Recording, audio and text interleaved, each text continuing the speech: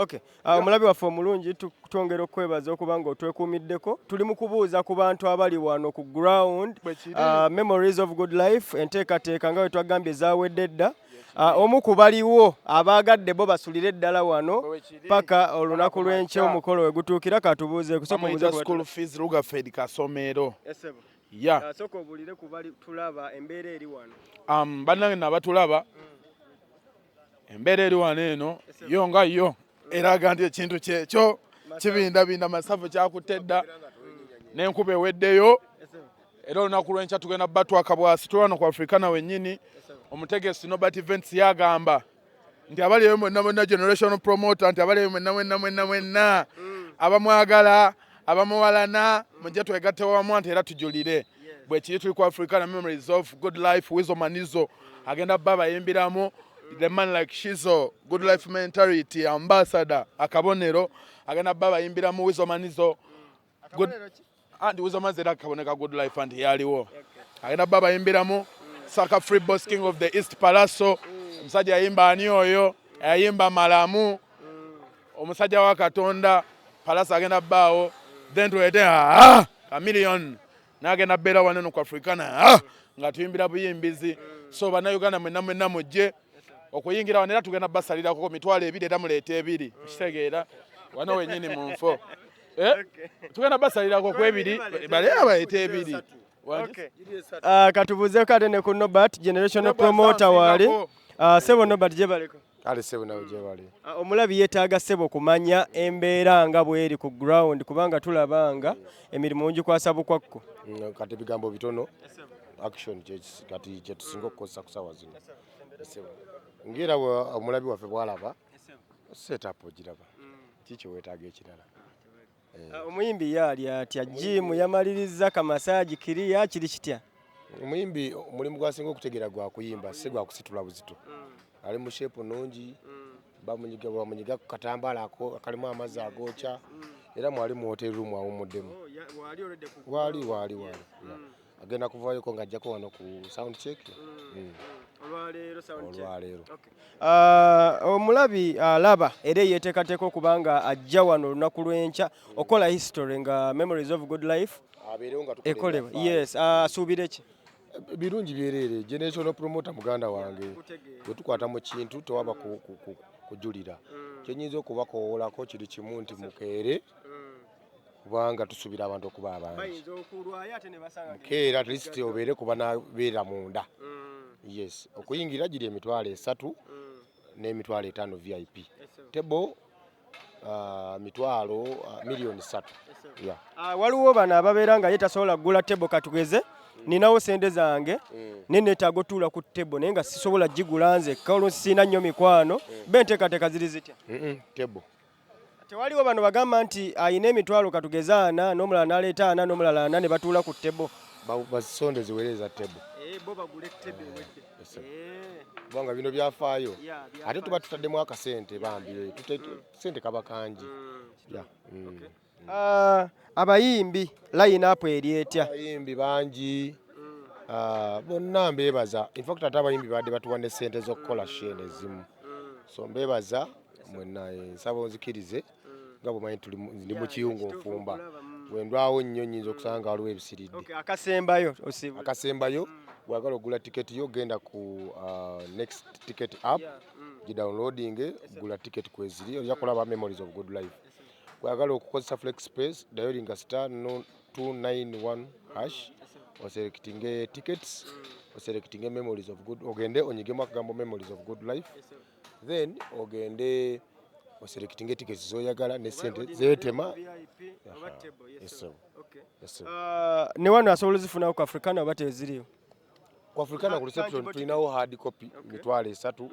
ordinary ne VIP mitwalo soft copy ofuna ku next mitwalo 5 kozi waliwo mwami Amoni kasebo kakwasa ajje wano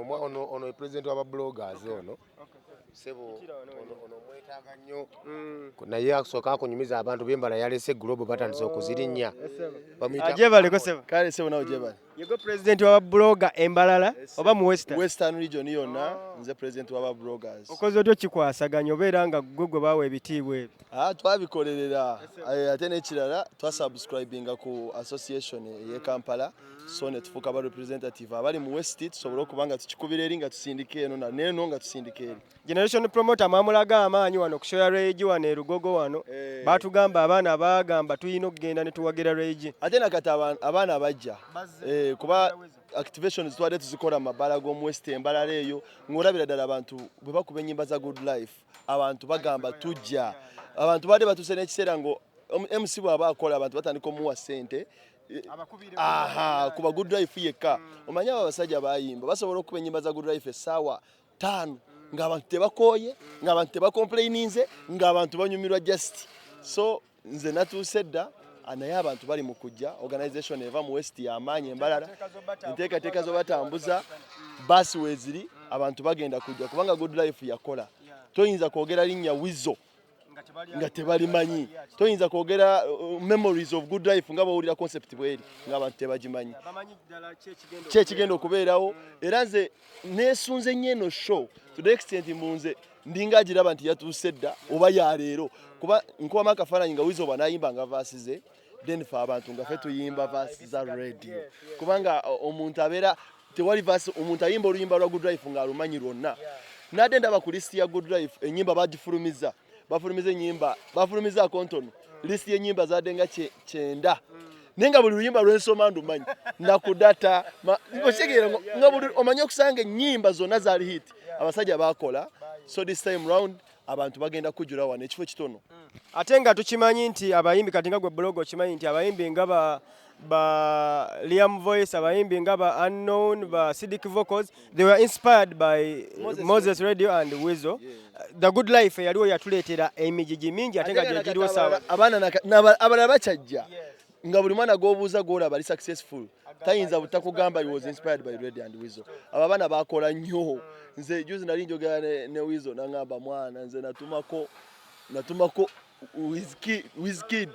namutumako ne mugamba ndeetere engato zange akyali muto wano yajjako kikulaga nti abasajja bakoze ate this time njaga kwebaza Nobat Events ekintu kyeyakoze Nobat Events generational promoter wanjawulo abalala balaba ekisirani yalabawo mukisa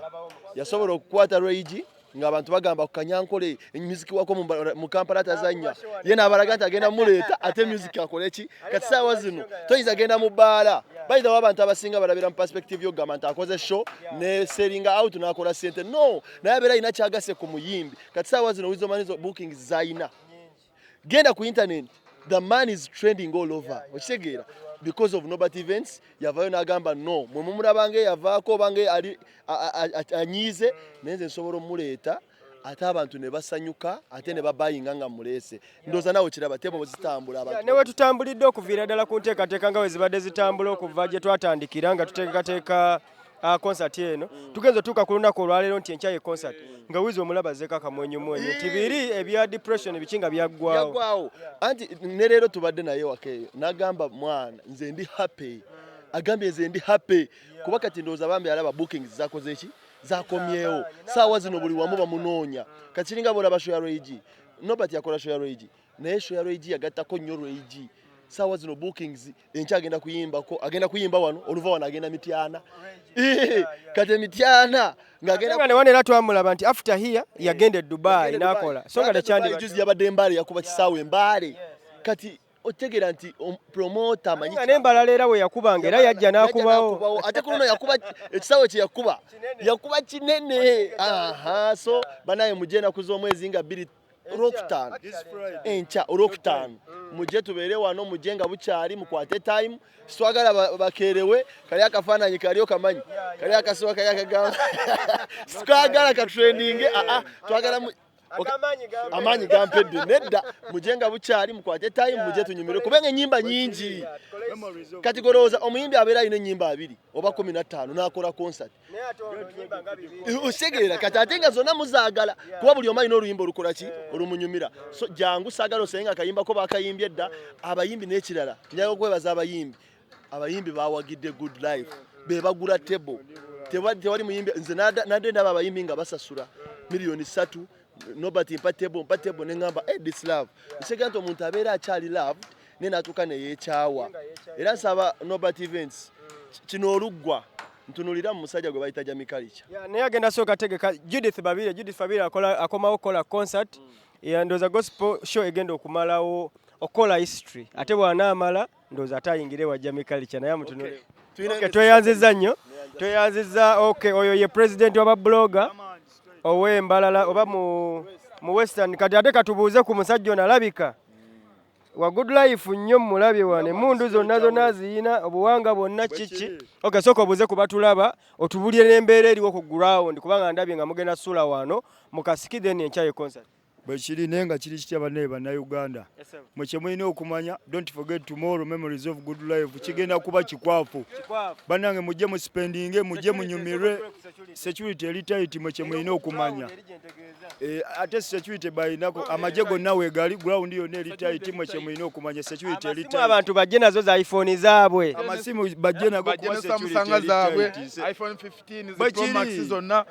wanyigira omuntu mu mutwe tere omuntu agenda kukwata ku simu yo laptop agenda bodinga wali ng'onyigisa waliwo alekayo essimu naga ngende ne katooki kange essimu kangireke waka naddayo ngisange amasimu bajje nago mulikodinga ebintu security Uganda Police ate nga n'abaana security bayinako erina wali owebale nnyo erina abantu bagikuliddeawo Pai Martins wali mulengeddeko security agitaddeko motoliko uno kwali ku gaadi nabo basajja bange ba Iriva wali eri Charles bataddeyo security zonna kube mujje musambagale mujje munyumire mu kye mulina okumanya you get ready tomorrow good life day are representing memories of good life abayimbi bagenda beera bangi banaye mujje tunyumirwe olina kira kyoyagala omumanya taata tenti yange weeri mujje tuspininge na 360 eri wali eri tugenda batwetolola bwetolozi webale nyakalekakamera tujja beeramu basingo mujje era mwegate ne bamen era beegate ne baani ate mwabasaliddeko ku kyebiri basasula ebiri ku kyebiri musasula ebiri ate nga ebifo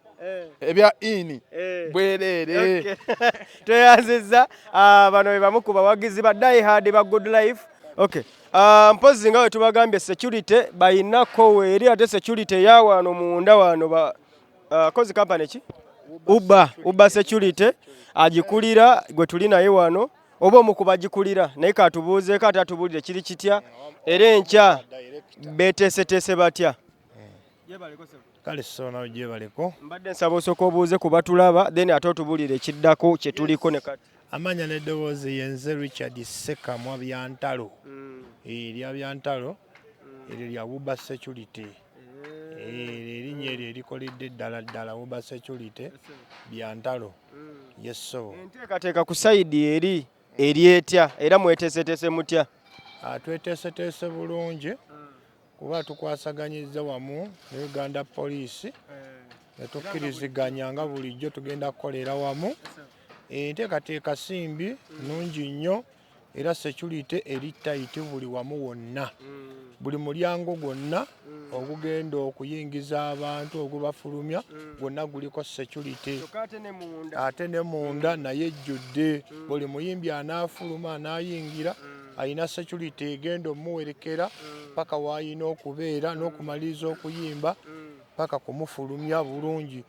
okutwaliza wamu security ennungi nnyo n'abantu bonna abali eyo bagamba nti oba security tuba abantu bayinza okwonja abayayi nedda security eri tight jangu nga booli era ojja kuddayo nga booli omuntu ow'essimu oba njogeddeko ne bana aba security bayinako bali naŋŋamba essimu oli ne wajja n'essimu ze bbiri ajje yeekuba eserefize tatya gwe ku sayidi eno okirabye otya otangaaza kwa oli ayinza okuŋŋamba ajje n'essimu ate nga gw'ogamba essimu zisigale abantu bajje n'essimu zaabwe balina okwekuba buserefu abayimbi kuba bagenda kubeerawo oli ayinza okwagala okwekuba esaaka naye tojja na ssimu bbiri zonna zaki ejangu n'essimu gy'osobola okukwata obulungi mu ngalo weekube kaserefu weekube ekifaananyi nga kyekyo kitegera ne kale ate ojja kuba okwasaganya ono munno yennyini gwewaze naye gw'ogamba nti ate nkwatira ate omwerabire kuba abantu bagenda kuba bulungi abantu beesunza ekivulu bagenda kiraba kimanyi nti Robert waaba ategese namwe mukimanyi gabeera miranga gyokka bibeera masanyu gonna kusanyuka busanyuki kudigida kunyumirwa paka kuwulira bubi ngekyo muba mukola mujje mu bungi security eri tight Uber security ne Uganda Police bebakuttemu sibula abatulaba yes abatulaba mwenna bannaye abali eyo abatulaba tubeegayiridde olunaku lwanca mujje tucakalire wamu mujje tuwagire ate lwaki nzisala kiro nze nkulengera olumu eyo ng'oli mu kulya ku ssente ne ngamba omusajja omukazi tamutya